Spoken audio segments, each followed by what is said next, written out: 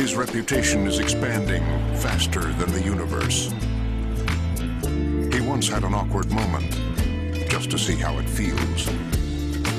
He lives vicariously through himself. He is the most interesting man in the world. We don't have to fight.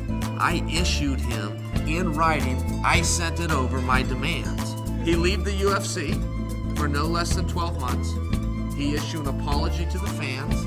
Simple things. He tried to feed a bus a carrot, and now you're telling me that country has computers? I didn't know that. Is that camera big enough to take in the largest arm in Westland, Oregon that has found its way to Houston, Texas? Because that thing looks a little bit small.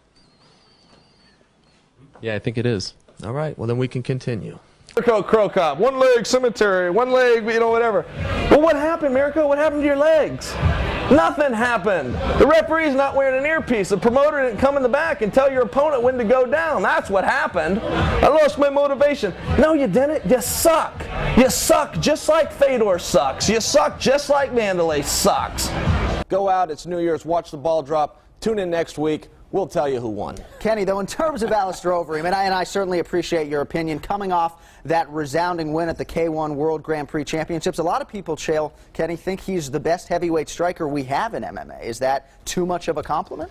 Well, a lot of people think that Elvis Presley's still alive as well. I don't know that Overeem is an MMA fighter at all. Do you remember when I said he fed the bus a carrot? I do. Were you even listening? Is this thing on? Is this on? And then the other one was petting the bus, saying, "Whoa, big fella." He thought it was a horse. And now you're telling me they have computers in Brazil?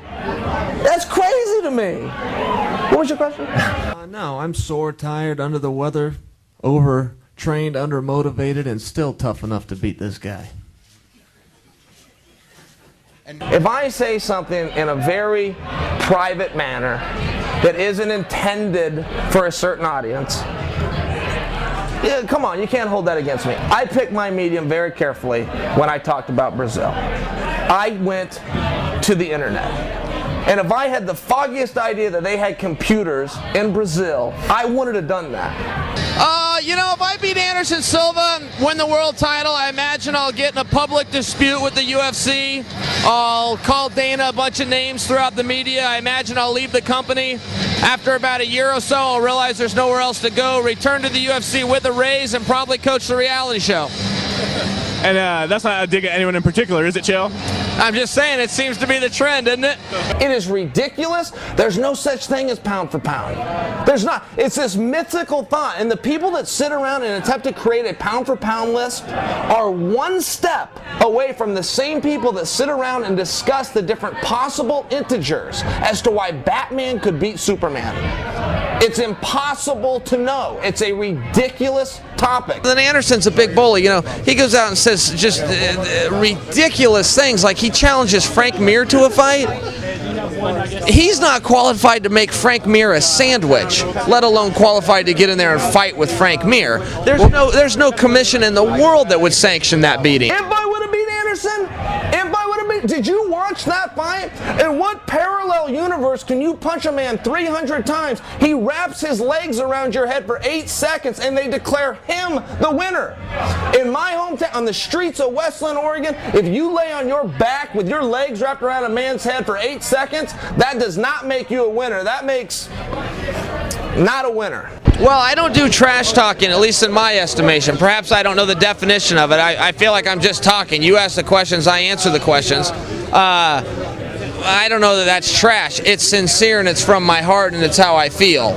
I think trash talking, at least my understanding, is kind of where you make something up. You know, your mom is so fat, that type stuff, when the guy's mother is perfectly in shape. It's just something you say to be funny. I was in Las Vegas when the Nogueira brothers first touched down in America. There was a bus, this is a true story, there was a bus that pulled up to a red light and Little Nog tried to feed it a carrot while Big Nog was petting it. He thought it was a horse. This really happened. Do you believe me that happened? Anderson's a dirtbag, and he's also a bully. And he also ducked me for 4 years. Yushin Okami's the last guy to beat him, so he doesn't fight Yushin either. This guy's delusional. This guy thinks his 22 wins in Japan were real. With a referee with an earpiece. Look, Vanderlei, you didn't win those fights in Japan.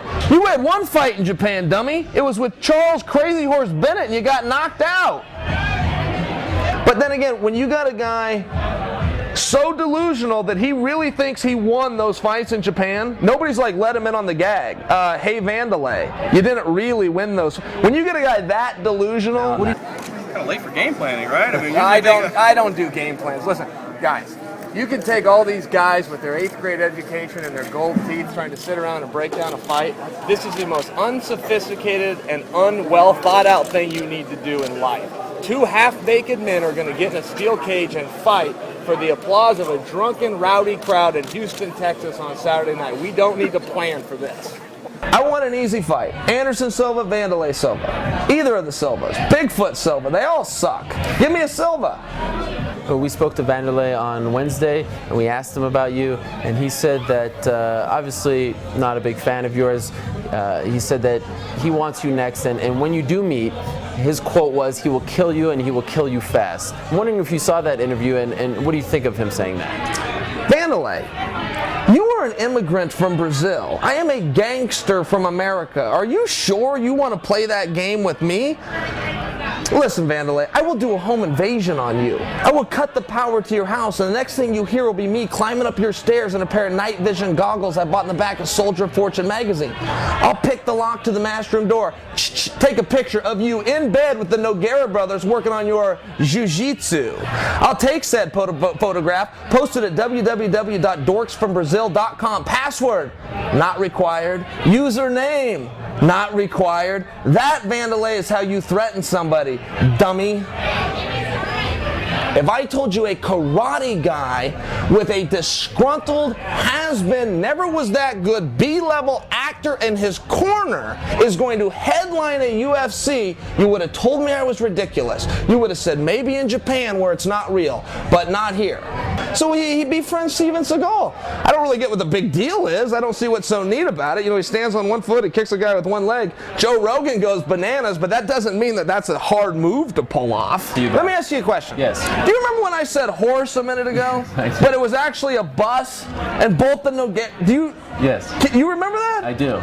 They truly have computers. I really didn't know that.